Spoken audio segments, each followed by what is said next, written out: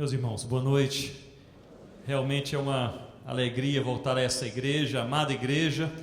Nós louvamos ao Senhor por suas vidas. Nós temos aí nos correspondido por e-mail com alguns irmãos. Sempre eu estou aí a par sobre esses movimentos missionários aqui na igreja, os motivos de oração.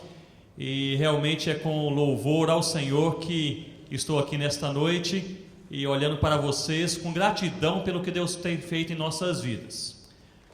Nesta noite eu gostaria de partilhar com vocês, e para isto eu gostaria de lhes convidar a abrir comigo a sua Bíblia em Eclesiastes no capítulo 11. Eclesiastes capítulo 11.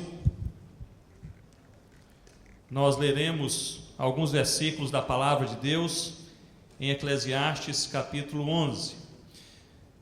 Estou chegando nesses dias de um outro evento missionário tão interessante. Foi um encontro indígena. A igreja indígena, graças a Deus, ela tem crescido muito em nossos dias.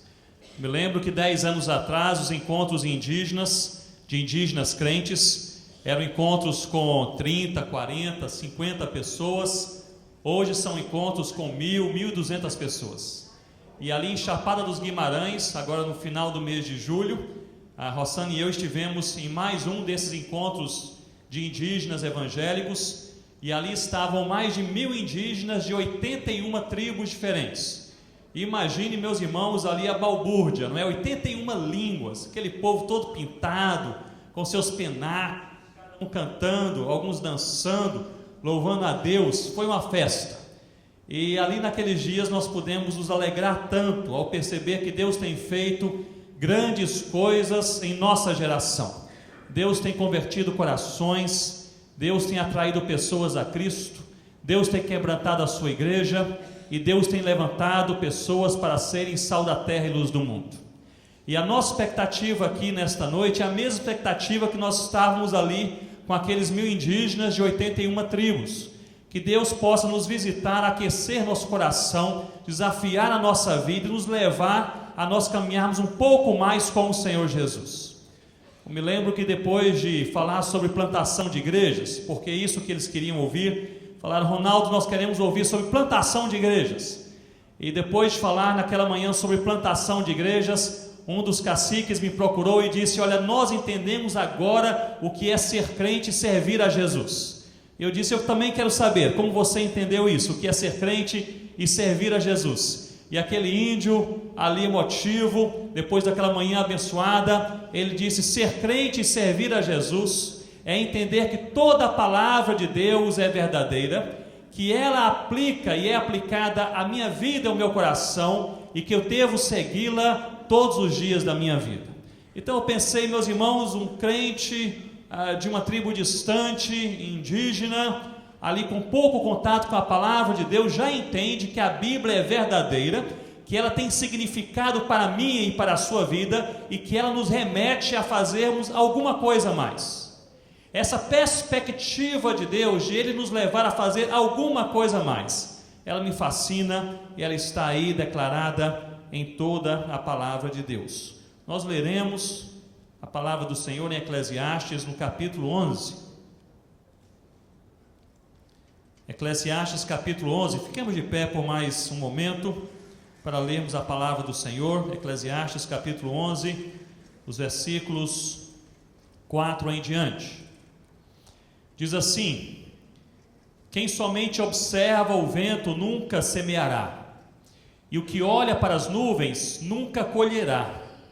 Assim como tu não sabes qual o caminho do vento, nem como se formam os ossos no ventre da mulher grávida, assim também não sabes as obras de Deus que faz, o que, irmãos? Todas as coisas. Versículo 6, todos juntos: semeia pela manhã a tua semente, e à tarde não repouses a mão, porque não sabes qual prosperará, se esta, se aquela, ou se ambas igualmente serão boas. Eu leio novamente: semeia pela manhã a tua semente, e à tarde não repouses a tua mão, porque não sabes qual prosperará, se esta, se aquela, ou se ambas igualmente serão boas. Senhor Deus, na tua presença nós nos reunimos nesta noite, com a convicção absoluta da nossa dependência do Senhor Jesus. Dependemos de Jesus para entender a palavra, para crer no Senhor, para sermos redimidos, para seguir como crentes no dia a dia. Dependemos do Senhor Jesus mais do que nós dependemos de comida, de bebida e de sono. Senhor Deus, nessa convicção de inteira, absoluta, total dependência de Cristo, nós lemos a Tua palavra e nós aguardamos o Senhor, uma vez mais, termos nossos corações aquecidos, mais que isto, desafiados, e a nossa vida conduzida a nós darmos um passo à frente, na direção que o Senhor deseja. Senhor Deus, desperta a nossa vida, não permita em nome do Senhor Jesus que passemos a nossa história correndo atrás do vento. Livra-nos de sermos inúteis e livra-nos de sermos fúteis. Nós queremos ser frutíferos, no nome do Senhor Jesus. Amém, ó Deus. Vocês podem se assentar, irmãos, mas mantenham suas Bíblias abertas comigo neste texto. Nós vamos pontuar algumas verdades bíblicas aqui ao longo desses versículos. Talvez o livro mais poético, mais existencial e mais desafiador de toda a Bíblia seja este, Eclesiastes. Eclesiastes é um livro que nos fala que o processo da nossa vida, da nossa história, é um processo que se dá entre altos e baixos. Eclesiastes nos declara, do capítulo 1 até o final, que na nossa vida nós temos dias bons e também dias maus. E esta é a verdade existencial que nós experimentamos a cada semana. Nós temos dias de profunda alegria, mas nós temos também dias de tristeza. Nós temos dias nos quais nós acordamos nos sentindo vitoriosos no Senhor Jesus. E quem aqui não tem dias nos quais já acorda sentindo-se derrotado pela vida, pelos traumas, pela história, pela sociedade? Nós temos dias em que nós esperamos grandes coisas de Deus e nós temos dias de profundo desânimo e falta total de expectativa. Nós temos dias em que nosso coração está cheio de fé, de credulidade, de expectativa de Deus, e nós temos dias de profunda incredulidade. Temos dias de disposição, dias em que nós acordamos pensando assim: se o Senhor me enviar para a Índia, eu irei até os confins da terra. Temos dias, irmãos, de profunda indisposição, que nem disposição para atravessar a rua nós temos. O certo é que esta é a conjuntura da existência humana, dias bons e dias maus, altos e baixos, montanhas e vales. Eclesiastes é um livro que pinta com todas as cores esta nossa vivência, com todas as cores esta nossa caminhada. E nos mostra que perante esta incerteza da vida, perante esta inconstância da nossa história, nós temos duas respostas possíveis: uma resposta mais carnal e uma resposta mais espiritual. A resposta mais carnal perante a inconstância da vida, perante a incerteza dos nossos dias, é de descontentamento do coração, é de murmúrio da alma, é de profunda angústia do ser. A resposta mais espiritual é de ações de graças, é de nós falarmos com Deus e assim crermos que nenhuma tragédia na nossa vida será maior do que a bondade de Deus. É mais ou menos sobre isso que nos fala Eclesiastes. Eclesiastes é um dos livros mais gráficos, é um dos livros mais crus, é um dos livros que nos mostra com todas as cores a nossa humanidade, a nossa limitação e o nosso caminhar nesse alto e baixo que é parte da nossa história diária. E perante tudo isso, Eclesiastes tenta nos convencer que no momento em que nós cremos que nenhuma tragédia, nenhum trauma, nenhum fato, nenhuma cilada, nenhuma armadilha, nenhuma lágrima será maior do que a bondade de Deus em nossas vidas. Enquanto nós cremos assim, nós continuamos nos trilhos de Deus. E perante tudo isso, nós nos aproximamos aqui do capítulo 11, que nós lemos. E neste capítulo 11, aqui o autor, ele compara a vida daquele que segue a Deus com a vida de um semeador. E nós lemos aqui a palavra do Senhor. No versículo 6, nós lemos assim: semeia pela manhã a tua semente, e à tarde não repouses a tua mão, porque não sabes qual prosperará, qual germinará, se esta semente, se aquela semente, ou se ambas igualmente serão boas. A figura aqui pintada pelo autor é a figura de alguém que serve a Deus como aquele que está perante um campo a ser semeado. O quadro aqui pintado é o quadro de um semeador, possivelmente um homem. Ele tem aqui pendurado em seu ombro um alforje, uma sacola. Este ombro, aliás, essa sacola está cheia de sementes a serem lançadas. Ele está perante um campo que já está arado. Este campo já está preparado para receber a semente, e ele está pronto para cumprir a sua missão. É este o contexto do capítulo 11. Um homem com uma missão, um homem com sementes a serem lançadas, um homem perante um campo a ser semeado. E neste texto nós encontramos uma lição tremendamente aplicável à minha vida e à sua vida, justamente no versículo 6, que nos diz: semeia pela manhã a tua semente, e à tarde não repouses a tua mão. A figura aqui é de um semeador, que começa a semear pela manhã, quem sabe ao nascer do sol. Ele começa a lançar a sua semente, e lança a semente, e lança a semente, durante toda a manhã, durante toda a tarde, e de noitinha, quando ele está cansado, ele não para de semear. A palavra de Deus aqui utiliza este imperativo: semeia pela manhã, semeia pela tarde, e à noite você não pare. Ou seja, em outras palavras, lance todas as suas sementes. Eu creio, meus irmãos, que cada um de nós possui uma história particular, possui uma rede de relacionamentos, possui rotas na vida que são únicas. Por onde você passa, eu jamais passarei. Por onde eu passo, você jamais passará. A rede de relacionamentos que você tem é única. As pessoas que você conhece, só você conhece. As pessoas com as quais você interage e vai interagir nessa semana, só você vai interagir. O caminho que você passará, só você passará. As sementes que Deus lhe confiou, só você pode lançá-las. A palavra de Deus, comparando aquele que serve a Deus, com a figura daquele que lança a semente, é uma palavra contundente e desafiadora, porém clara. Lance todas as sementes que o Senhor lhe confiou.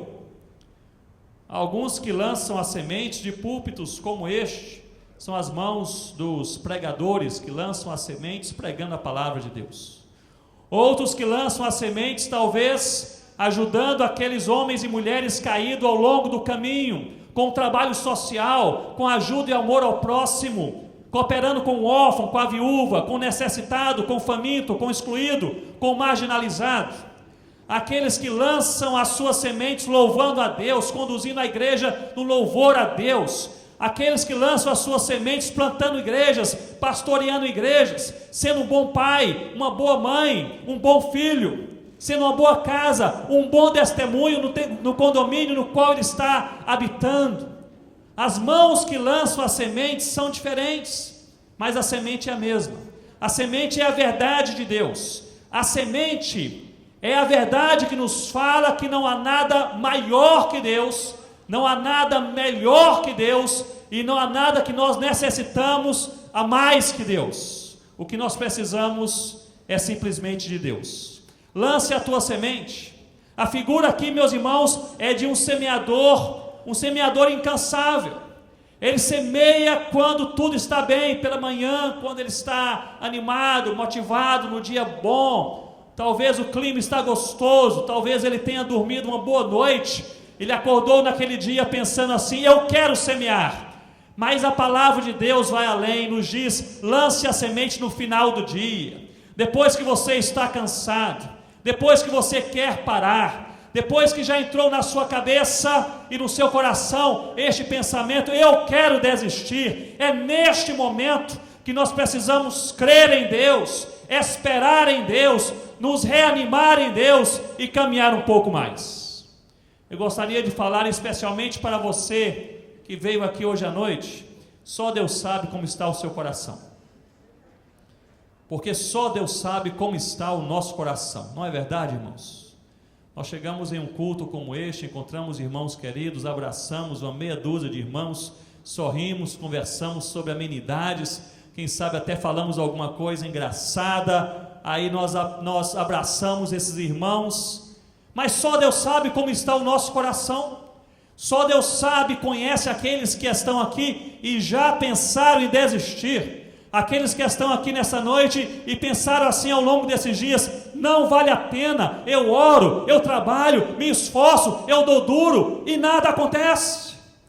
Se é este o teu caso, eu gostaria de, em nome do Senhor Jesus, ali desafiar a você crer um pouco mais, caminhar um pouco mais, lançar um pouco mais as suas sementes e esperar um pouco mais em Deus, porque a qualquer momento, qualquer coisa pode acontecer, a qualquer momento.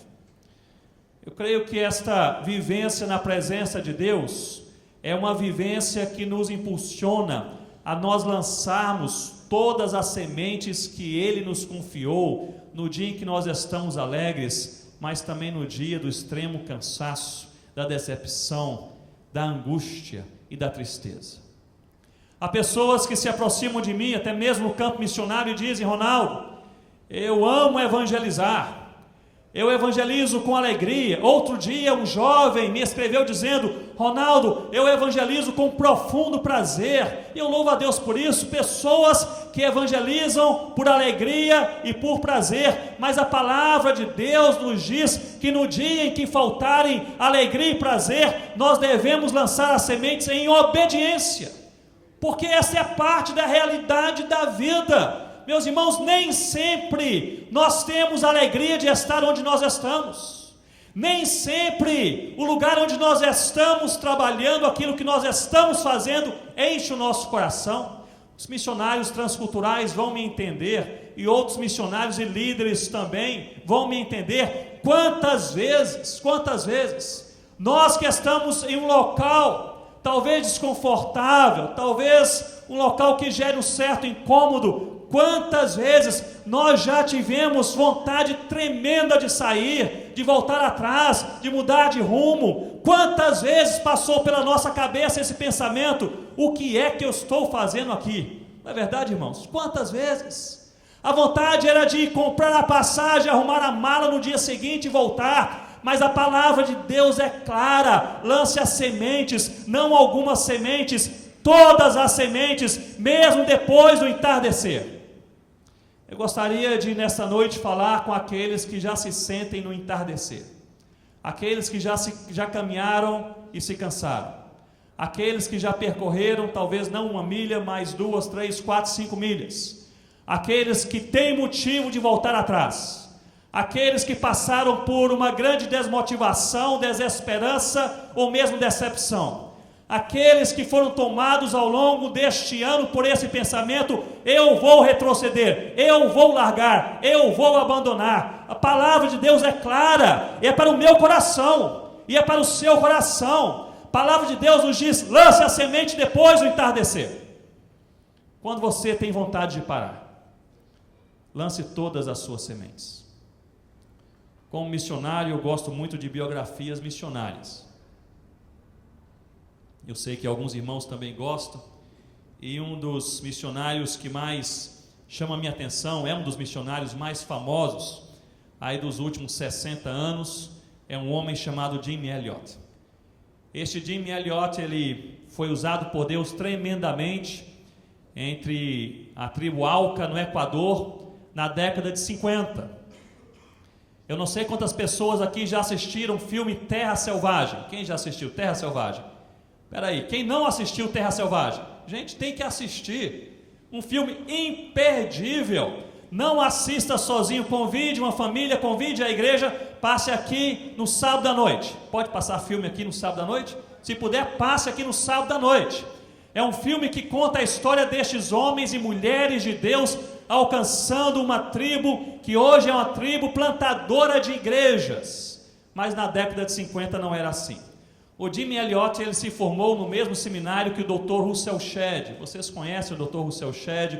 Uma bênção de Deus. O Shedd disse: eu vou para o Brasil. O Elliot disse: eu vou para o Equador. E para lá ele foi. Formou uma equipe missionária. eles se filiaram à missão Asa de Socorro. Eles foram como pilotos missionários para uma das tribos mais isoladas na selva equatoriana, que era a tribo Auca. Ali eles fizeram um dos primeiros contatos com aquela tribo, e depois de 6 meses contactando a tribo, indo e voltando, aqueles indígenas, depois de 6 meses, o Jim Elliot, ele percebeu que ele corria risco de vida juntamente com seus colegas. Ele escreveu uma carta ali para a sua igreja na América do Norte, dizendo: nós estamos trabalhando com a tribo Auca, orem por nós, porque nós notamos que há aqui, e ele diz, certa violência, ele diz, certa tendência à violência. Eu percebo que nós corremos risco de vida, orem para que possamos cumprir a vontade do Senhor. A igreja na América do Norte entrou em polvorosa, porque eles amavam Jim Elliot.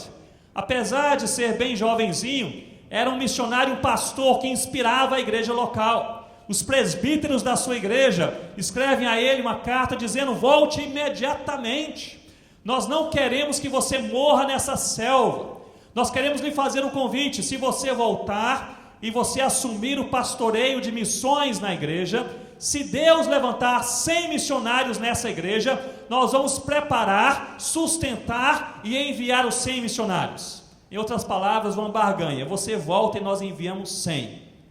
E o Jim Elliot, ele escreve uma carta, a resposta à sua igreja, que me impressiona, e está lá nos autos da sua biografia. Ele começa a carta com outras palavras, dizendo mais ou menos assim: vocês não entenderam nada, não entenderam nada. Se vocês acham que eu estou aqui nessa selva porque eu amo a selva, vocês não me conhecem.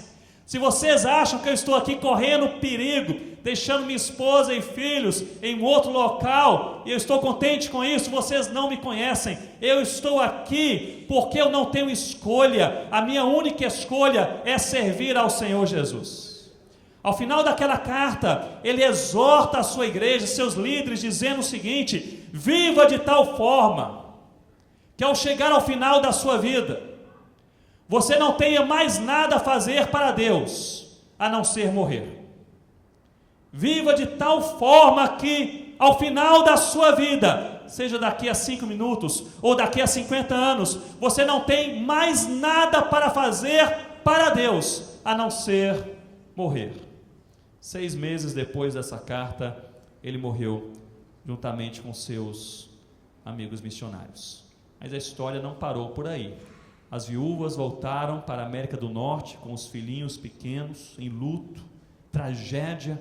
A missão parou durante algum tempo, não se sabia o que fazer, mas Deus é Senhor da história. Aqueles meninos cresceram e foram vocacionados por Deus como missionários. Eles se prepararam e Deus os chamou para onde? Para voltarem para o Equador. E eles, já casados, filhos dos missionários, formaram uma nova equipe com as suas mães, algumas tias, novos missionários, voltaram ao Equador, entraram na tribo Auca, reevangelizaram ou evangelizaram aquela tribo. A tribo inteira se converteu ao Senhor Jesus. Chega o dia do batismo, primeiro batismo. O missionário, filho de um desses que foram mortos, flechados, no início daquele trabalho, o filho desse missionário, ele se aproxima do indígena para batizá-lo no rio. E quando se prepara para batizá-lo, o indígena segura o missionário pelo seu braço direito e diz: antes que você me batize, eu quero lhe confessar uma coisa. Fui eu que flechei o seu pai, fui eu que matei o seu pai aqui na beira desse rio. Aquele missionário jovem derrama lágrimas, mas abraça o indígena e diz: nós fomos igualmente lavados pelo sangue do Cordeiro. Batiza aquele indígena, batiza aquela aldeia, o povo se converte. A tribo Auca hoje é uma das tribos mais missionárias de toda aquela região.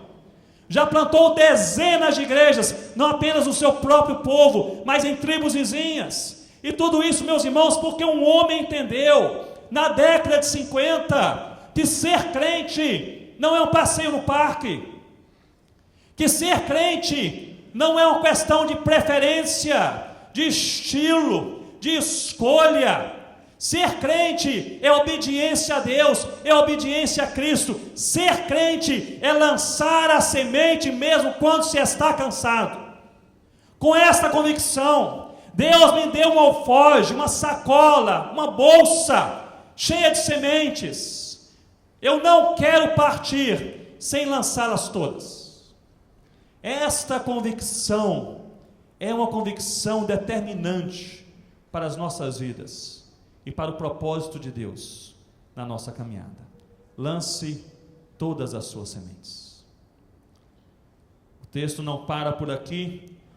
É interessante notarmos, meus irmãos, no versículo 6. Mais uma vez a palavra de Deus nos diz: semeia pela manhã a tua semente, e à tarde, literalmente aqui de tardezinha, ao quase anoitecer, não repouses, não pare a sua mão. Mas a frase seguinte: porque não sabes? Por que devemos semear dia e noite? Porque não sabes qual semente há de germinar, se esta, se aquela, ou se ambas igualmente serão boas. Uma destas convicções que nos leva a nós lançarmos todas as sementes dia e noite é que nós não sabemos qual semente germinará. Nós não sabemos. Aquele coração daquele amigo do Evangelho que está recebendo o Evangelho durante 30 anos, mas jamais se converte. É diferente daquele que é um opositor ao Evangelho e ouve o Evangelho uma só vez e se entrega ao Senhor Jesus. Nós não sabemos qual irá germinar. Lance todas as sementes. Você pregou a palavra de Deus ao seu parente, ao seu vizinho, ao seu amigo, ao seu inimigo. Você não sabe qual germinará. Pregue novamente. Você tem aquela pessoa no seu condomínio, coração fechado, tem ódio de crente, nada quer saber de Deus, rejeita toda a palavra, pregue a palavra de Deus. Você não sabe qual germinará. Meus irmãos, esta incerteza humana da igreja, essa incerteza que nos faz entender que nós não sabemos o que vai acontecer quando nós lançarmos as sementes, nos leva a nós trabalharmos dia e noite e em todo lugar, porque nós não sabemos qual germinará, se esta, se aquela, ou se ambas igualmente serão boas. Quantas pessoas aqui já pregaram a palavra de Deus, já evangelizaram a mesma pessoa mais de uma vez? Já evangelizou uma pessoa mais de uma vez? Não é uma experiência interessante? Você evangelizar uma pessoa uma vez, talvez a mesma pessoa 2, 3 vezes e assim por diante. Eu me lembro que eu era ainda...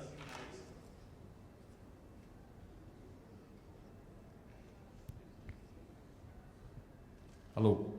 Eu lembro que eu era ainda seminarista e solteiro naquela época, recém-chegado no Recife, e ali eu ia tomar conta ou ajudar em uma congregação que ficava em um bairro difícil lá no Recife de se trabalhar. Aliás, o nome do bairro já era inspirativo, era um bairro chamado Brasília Teimosa, um local assim difícil. E eu pegava um ônibus ali no seminário presbiteriano, eu parava ali naquele bairro de Brasília Teimosa, e para chegar até a congregação eu tinha que passar por uma rua assim prolongada. E ao longo dessa rua havia alguns prostíbulos, havia ali algumas casas, e havia também algumas mercearias, essas pequenas vendas. Eu me lembro muito bem que na primeira vez que eu passei por aquela rua, eu entrei em uma mercearia, percebi que não havia ninguém naquela venda, a não ser o proprietário daquela venda. Eu lhe perguntei: eu posso lhe falar de Jesus? E ele disse: olha, eu não gosto de crente, eu não gosto do Evangelho, eu não gosto da Bíblia, mas para não ser muito mal educado, você tem 5 minutos. Então foi assim que ele me deu permissão para lhe falar de Jesus. Eu pensei, bem, 5 minutos já é alguma coisa. Eu lhe falei em 5 minutos, eu tinha o quê? Nem 18 anos, ou 18 anos naquela época, ali de maneira desajeitada, tentando evangelizar o homem em 5 minutos. Eu acho que ele ficou com pena de mim, ele já era um senhor mais idoso, com pena de mim, e disse: olha, Ronaldo, eu sinto muito que eu fui assim um pouco ríspido, mas é porque eu não gosto de crentes, mas façamos o seguinte: sempre que você quiser, você pode voltar e você pode me evangelizar. Eu peguei pela palavra. Todo sábado eu ia à congregação, todo sábado eu passava pela rua, e todo sábado em que não havia ninguém na mercearia, eu entrava. Eu dizia a ele: você me disse para eu voltar sempre que eu quisesse. Hoje eu quero, estou aqui e quero lhe falar de Jesus. E ele disse: muito bem, eu vou honrar minha palavra. Pode me falar de Jesus. Nos sentávamos assim no banco e eu lhe falava de Jesus. Isso uma vez, 2 vezes, 3 vezes, 4, 5, 6 vezes. Eu me lembro que lá pela 6ª ou pela 7ª vez, quando eu entrei, ele começou a brincar. Ele começou a dizer: Ronaldo, parece que você está um pouco cansado, sente aqui, tome um copo de suco, que eu mesmo vou me evangelizar. E ele se evangelizava, ele falava tudo que eu falava, ele citava todos os versículos bíblicos, ele usava até o tom da minha voz. Interessante, as histórias. E aí lá pela 8ª, 9ª vez, ele dizia: você quer me evangelizar ou quer que eu me evangelize? E você quer que eu me evangelize com apelo ou sem apelo? Era um negócio assim que virou brincadeira. E eu dizia a ele: não, você pode falar, mas eu também quero falar. E no final eu falava, etc. E lá se foi então a evangelização pela 9ª, pela 10ª. Lá pela 11ª vez, eu me lembro que eu cheguei ali um sábado à tarde, entrei, ele estava sozinho, ele fez a mesma brincadeira. Ele disse: Ronaldo, você quer falar ou quer que eu fale? Eu já estou aqui com tudo na ponta da língua. E ele começou a falar, e eu tomava um copo de suco, e depois do copo de suco eu disse: mas eu também quero falar. Ele disse: pode falar, vai somente repetir, que eu já entendi tudo. E eu comecei a repetir, e ele fazendo brincadeira. Meus irmãos, no meio daquela palavra, o homem parou de falar. E ele começou assim a gemer, como se estivesse quase chorando. Eu pensei que ele estava fazendo uma chacota, uma brincadeira. Para minha tremenda surpresa, eu olhei para o meu lado e aquele homem derramava lágrimas, e aquele homem naquela tarde, ele se entregou ao Senhor Jesus. E eu me lembro que eu fui para a igreja naquele dia, naquele sábado, pensando o seguinte: o que foi que aconteceu?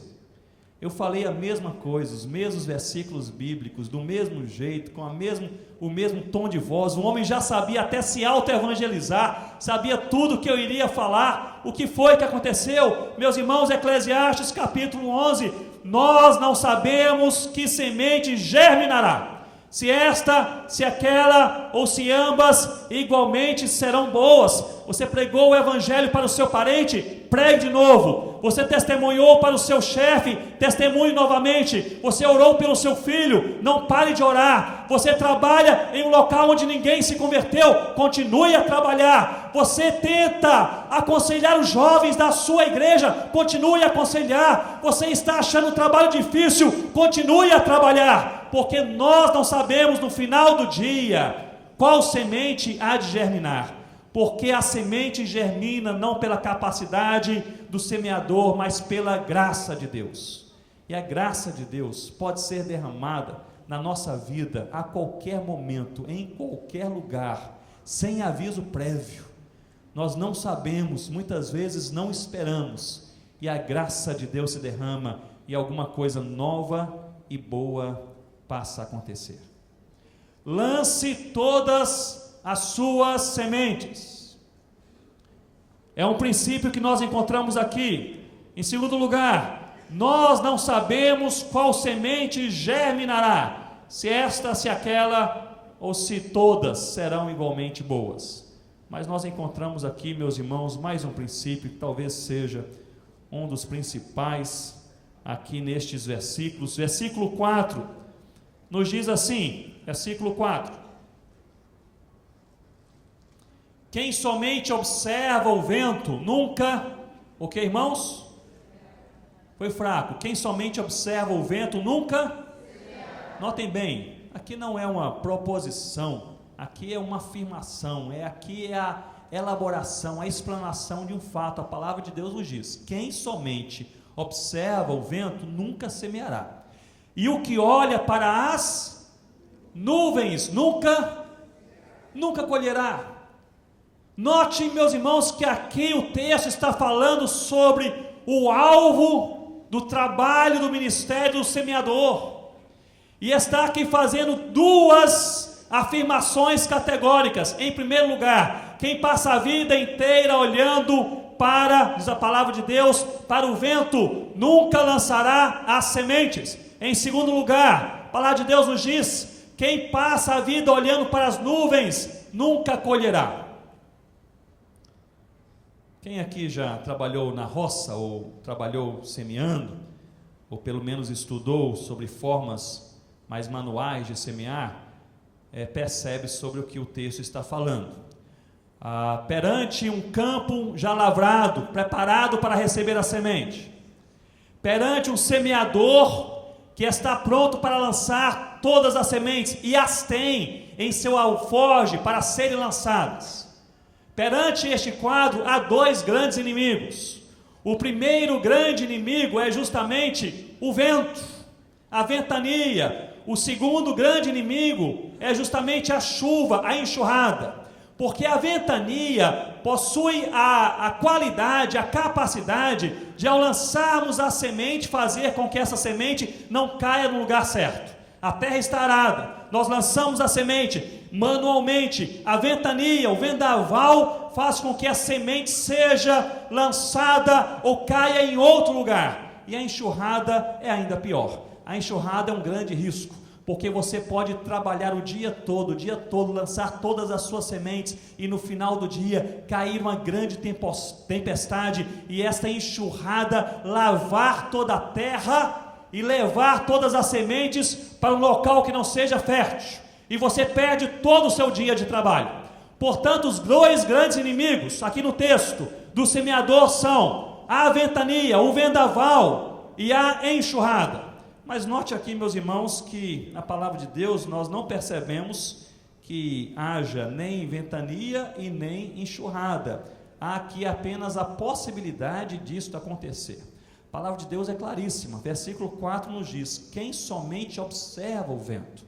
É algo que o semeador fazia no dia pela manhã. Será que este vento se transformará em uma tempestade de vento?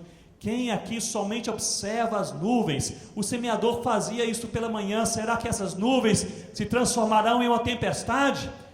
E a palavra é clara: quem passa a vida observando vento e nuvem não vai semear e não vai colher. Meus irmãos, sobre o que a Bíblia aqui está falando no versículo 4? Não está falando sobre evangelização, está falando sobre ansiedade. Está falando sobre a possibilidade de uma pessoa passar a vida inteira sem fazer o que deve fazer, porque nutre no seu coração e na sua mente o seguinte pensamento: alguma coisa terrível pode acontecer. Está falando sobre uma pessoa que não se engaja na obra de Deus, porque fica em casa pensando que o vento pode se transformar no vendaval e que as nuvens podem se transformar numa tempestade.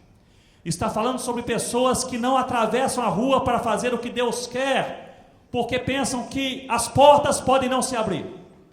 Está falando sobre pessoas que não vão evangelizar o chefe, porque ficam a noite inteira pensando: ele não vai me ouvir. Está falando sobre as pessoas que não ensinam aos filhos, porque fica a semana pensando: ele vai me dar as costas e não vai abrir seu coração. Está falando sobre pessoas que não fazem o que devem fazer, não lançam as suas sementes, não por preguiça, mas por ansiedade. Meus irmãos, o mundo, a sociedade e a igreja está cheia de pessoas que passam a vida inteira olhando para o vento, olhando para as nuvens e pensando o seguinte: eu não vou me envolver, porque alguma coisa pode ir mal, pode dar errado.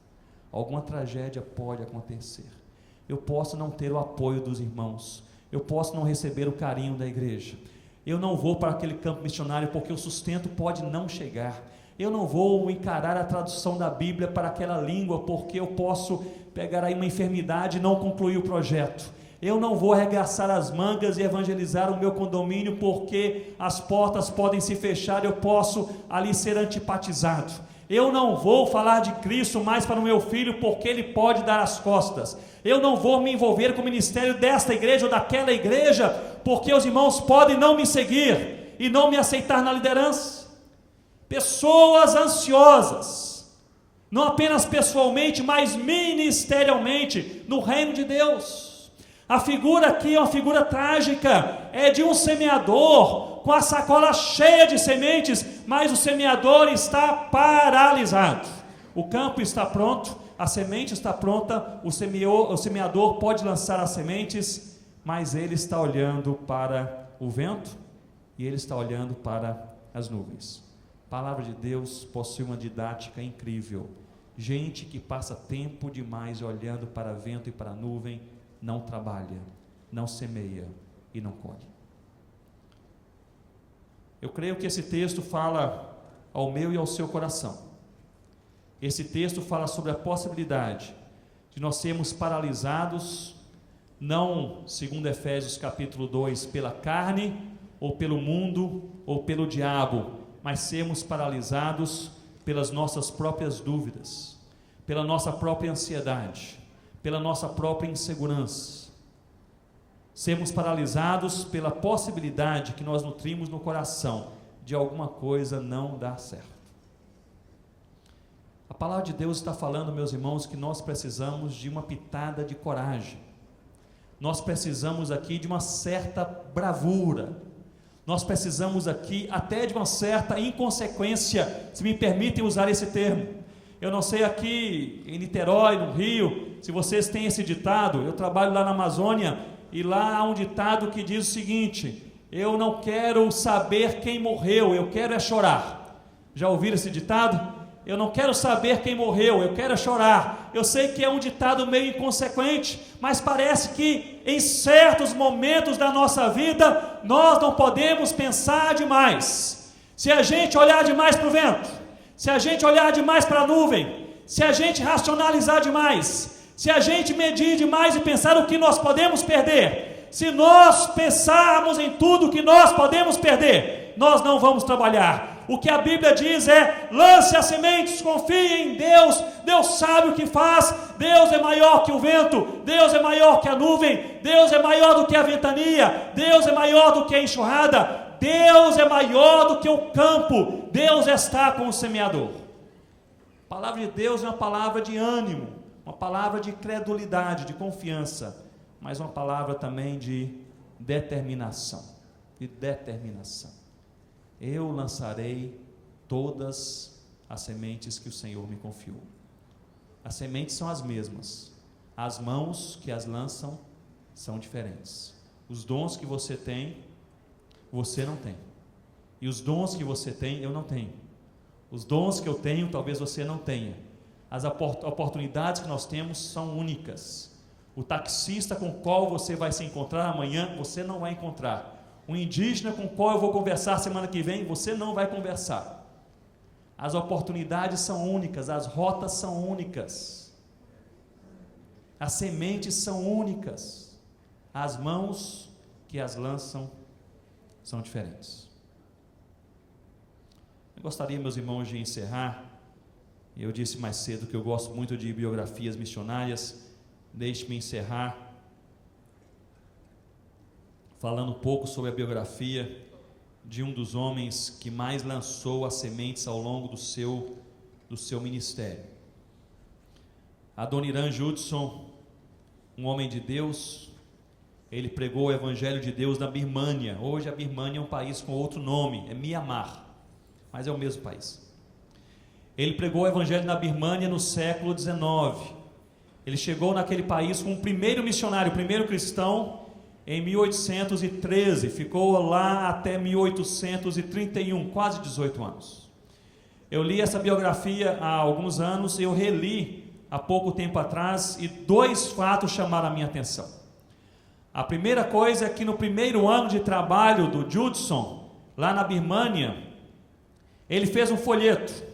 Ele queria evangelizar. Missionários são assim, eles chegam, já querem, mal aprendem a língua, já querem evangelizar. O Judson mal aprendeu a língua, mal sabia birmanês, escreveu um panfleto, um folheto. O título era assim: Quem é Jesus? Era o título do folheto. E ao longo daquele folheto havia alguns versículos bíblicos sobre Jesus, só isso. Ele não sabia muito bem o birmanês, escreveu mal escrito, reproduziu à mão, distribuiu para aqueles que sabiam ler. O pessoal não se interessou, jogou fora, engavetou e assim por diante. O Judson, depois disso, ele começou a pregar o evangelho em outras regiões. Meus irmãos, foi um dos missionários que mais sofreu ao longo do seu ministério. Judson, ele perdeu a sua esposa lá na Birmânia, perdeu também dois dos seus filhos. Ele foi encarcerado e torturado 3 vezes. Fizeram com que ele andasse sobre brasas, portanto ele perdeu a sola dos seus pés. Ele foi pendurado, cabeça para baixo, diversas vezes.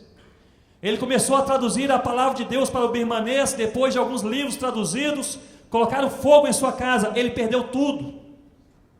Para piorar a situação, depois de 8 anos de trabalho, nenhuma pessoa havia se convertido pelo ministério de Adoniram Judson, nenhuma pessoa havia se convertido.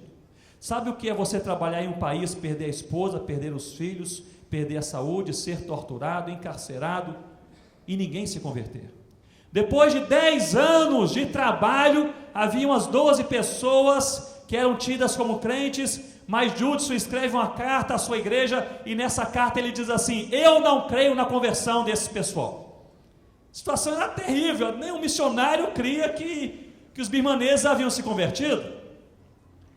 Meus irmãos, depois de 13 anos de ministério, aliás, antes disso, relendo a biografia de Judson, um fato chamou minha atenção, que durante aqueles quase 18 anos de ministério, ele enfrentou uma depressão profunda em 10 anos. Durante 10 anos, dos 18 anos, o homem passou por uma depressão profunda, perde a esposa, os filhos, a casa incendiada, ele é encarcerado, ele é torturado e ainda enfrenta uma depressão durante uma década. Recebeu diversas cartas de amigos dizendo: você entendeu mal o chamado de Deus, Deus não te quer neste lugar. Se Deus te quisesse neste lugar, alguma coisa boa teria acontecido. Ele respondia sempre com a mesma frase: Deus me disse claramente para vir, não sairei até ouvir claramente a voz do meu Senhor. Ele quis perseverar. Deus ali falando ao seu coração, depois de quase 13 anos de ministério, ele perseverando. Então o Judson, ele tem uma alegre surpresa. Ele vem a saber que alguns birmaneses em um local distante haviam descoberto um folheto que falava sobre Jesus. Que folheto era este? O que ele escreveu no primeiro ano de trabalho, de ministério. Esses birmaneses acharam o folheto sozinhos, leram o folheto sozinhos, se entregaram ao Senhor Jesus. Tão impressionados que eles ficaram, que eles chamaram outras pessoas para lerem o folheto e também entregaram suas vidas ao Senhor Jesus. Quase 100 pessoas se converteram sozinhas lendo aquele folheto. Aí essas 100 pessoas falaram: nós precisamos de alguém, algum cristão, para nos ensinar alguma coisa a mais, que o folheto a gente já sabe de cor e salteado. Ah, eu soube que é um estrangeiro que é cristão, seu nome é Adoniram Judson, chamemos este homem. Judson chega, encontra já quase 100 crentes, ele se entusiasma e pergunta: quem passou aqui lhes pregou o evangelho? E eles falaram: ninguém passou por aqui, mas nós lemos aqui um folheto, não sabemos quem escreveu, aliás, muito mal escrito, mas deu para entender, e nós estamos seguindo o Senhor Jesus. Ele disse: eu escrevi esse folheto,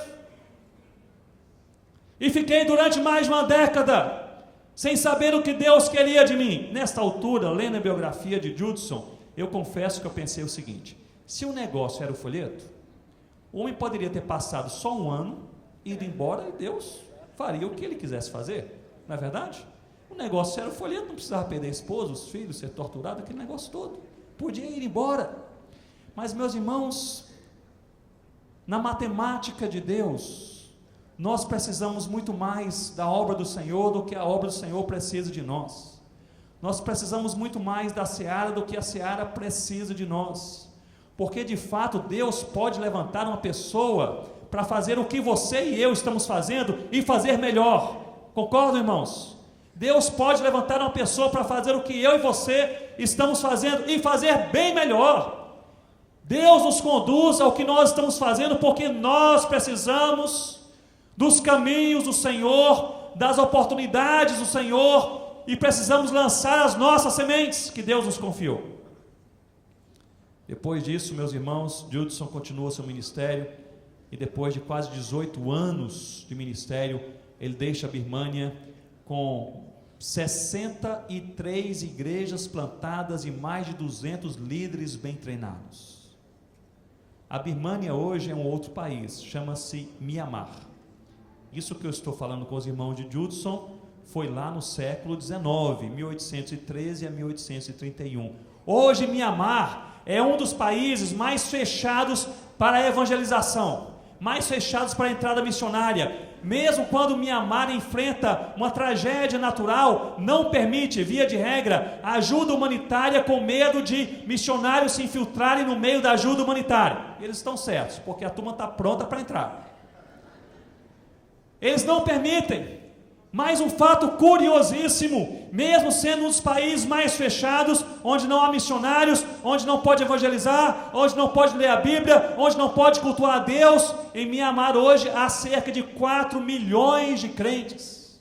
4 milhões.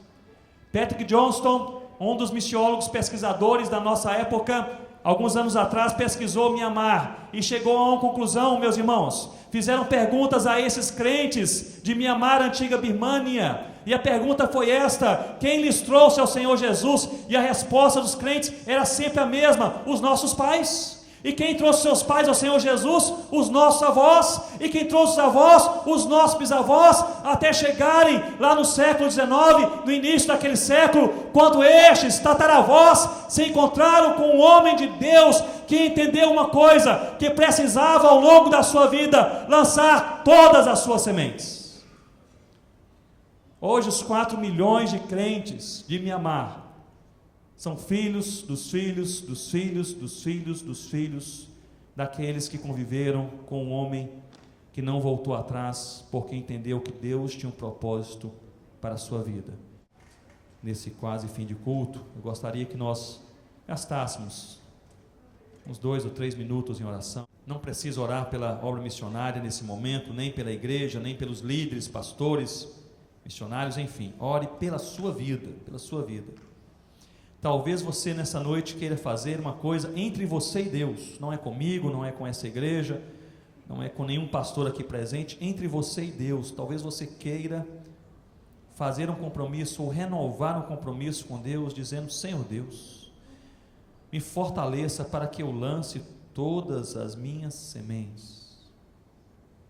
Especialmente você que tem pensado ao longo desses dias o seguinte: falta alguma coisa. Falta alguma coisa. Que Deus nos livre de nós gastarmos a vida correndo atrás do vento, correndo atrás de coisas tão inúteis, tão secundárias, de notas de rodapé na nossa vida, coisas que ano que vem não terão mais sentido ou significado. Que Deus nos livre de corrermos atrás do vento, que Deus nos ajude a corrermos atrás daquilo que é eterno. Santidade ao Senhor, vida com Deus, vida em oração, leitura da palavra, ajudar aquele que está caído, pregar a palavra do Senhor, ter comunhão com os irmãos, perdoar quem eu devo perdoar, abraçar quem eu preciso abraçar, lançar todas as sementes.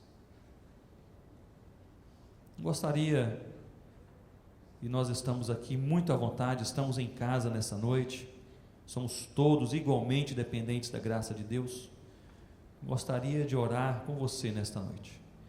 Eu gostaria de orar com aqueles que sentem claramente a necessidade de se relembrarem do compromisso que têm com Deus, no meio do burburinho da vida, da agenda agitada, do corre-corre. Aqueles que sentem o desejo de se relembrarem, dizendo: Senhor Deus, me fortaleça para que eu possa lançar todas as sementes que o Senhor me confiou. Me dê a iniciativa, a coragem, me dê portas abertas, retira a preguiça, retira a indisposição, em nome do Senhor Jesus. Se é este o teu caso, se é esta a tua oração, gostaria de orar com você. Fique de pé onde você está, eu gostaria de orar com você agora à noite. Se a sua oração sincera, coisa entre você e Deus, não é comigo, com a igreja, com a conferência, entre você e Deus, você que tem pensado o seguinte: alguma coisa está faltando. Senhor, quero lançar todas as minhas sementes, usar os meus dons, oportunidades, palavras, encontros, relacionamentos. Eu quero ser menos exigente e eu quero trabalhar mais, em nome do Senhor Jesus. Se esta é a tua oração sincera, fique de pé onde você está, que eu quero orar com você, em nome de Jesus. Mas eu gostaria também de orar com outras pessoas que talvez estejam aqui nesta noite. Eu gostaria de orar com você a quem Deus chamou para a obra missionária, mas você ainda não foi. Você que está envolvido com a obra missionária, Deus o abençoe. Mas eu quero orar com você a quem Deus chamou para a obra missionária, mas você ainda não partiu. Você não sabe para onde você vai, o que você vai fazer, nem como você vai fazer, mas você sabe de uma coisa: Deus um dia me chamou. Eu me lembro que eu tinha 14 anos de idade, meu pai pregou, meu pai era um pastor presbiteriano, pregou uma quarta-feira à noite sobre a missão na palavra de Deus e a necessidade da evangelização do mundo. No final daquela noite eu estava convicto que Deus havia me chamado para um ministério. 14 anos, não sabia o que eu ia fazer, como, quando. Eu sabia que Deus havia falado ao meu coração, Deus havia me chamado, me vocacionado.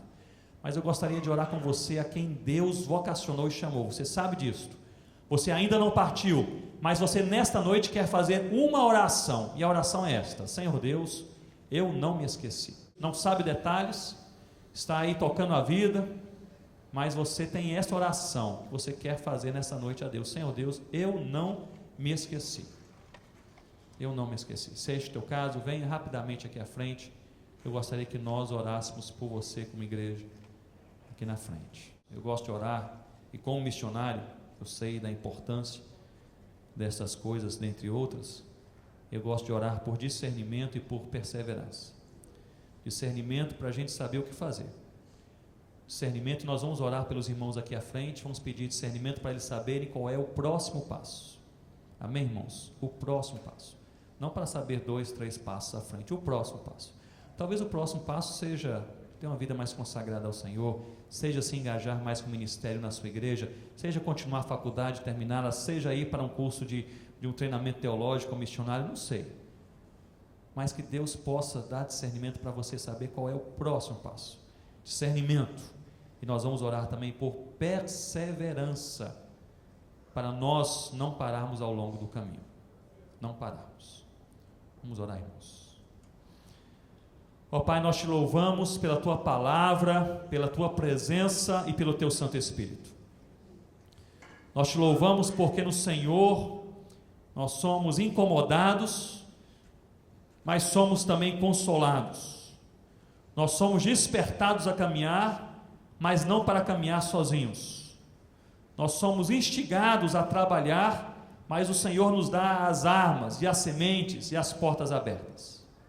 Senhor Deus, nós queremos orar com sinceridade ao Senhor nessa noite, dizendo: Deus, fortaleça-nos para que nós lancemos todas as sementes que o Senhor nos confiou, em nome do Senhor Jesus. Que nós não percamos as oportunidades, seja perto ou longe, seja naqueles que estão do outro lado da rua, naqueles que estão do outro lado do mundo. Deus, nos fortaleça para que nós lancemos todas as nossas sementes. Aqueles que o Senhor envia para outros países, que lá lancem as sementes. Aqueles que aqui trabalham, que ali lancem as sementes. Aqueles que estão na faculdade, que estão no colégio, que estão no trabalho, que estão caminhando nas ruas, ó Deus, estão na praia, ali lancemos as sementes que o Senhor nos confiou, com fidelidade. Ó Pai, permita-nos chegar ao final da nossa vida com essa convicção de que ao longo da nossa vida nós servimos ao Senhor Jesus. Livra-nos do mal deste mundo, das luzes que nos encantam, do burburinho da agenda que nos paralisa. Livra-nos, Senhor Deus, de nós termos olhos para tudo, menos para a prioridade do Senhor em nossas vidas.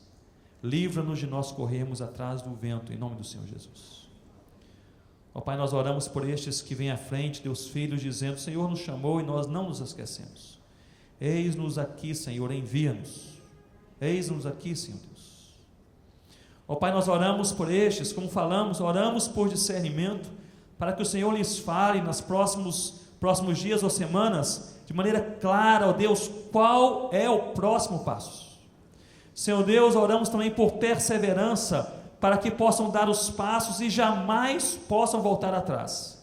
Nós oramos também por perseverança para todos os crentes que aqui estão no Senhor Jesus, para todos os líderes aqui presentes, para todos os missionários dessa e de outras igrejas que aqui estão e que aqui não estão, e para os pastores e líderes dessa igreja, da Betânia. Senhor Deus, nós oramos para que o Senhor nos dê perseverança para não voltarmos atrás. Quando o coração estiver desejoso de voltar atrás, cheio de motivo, cheio de razão, que a voz do Senhor seja clara em nossa alma, mesmo de tardinha, ainda é hora de trabalhar. Senhor Deus, queremos lançar todas as sementes. Ajuda-nos, em nome do Senhor Jesus. Amém, ó Deus. Que Deus abençoe, irmãos. Fazemos tudo o que Deus tem para cada um de nós. Se você tiver aí liberdade, dê aí um abraço em um ou dois irmãos. Encoraje o seu irmão. E talvez você queira dizer algo assim: vamos lançar todas as sementes, em nome de Jesus. Vamos para frente, vamos caminhar, trabalhar e lançar as sementes que o Senhor nos confiou, em nome de Jesus.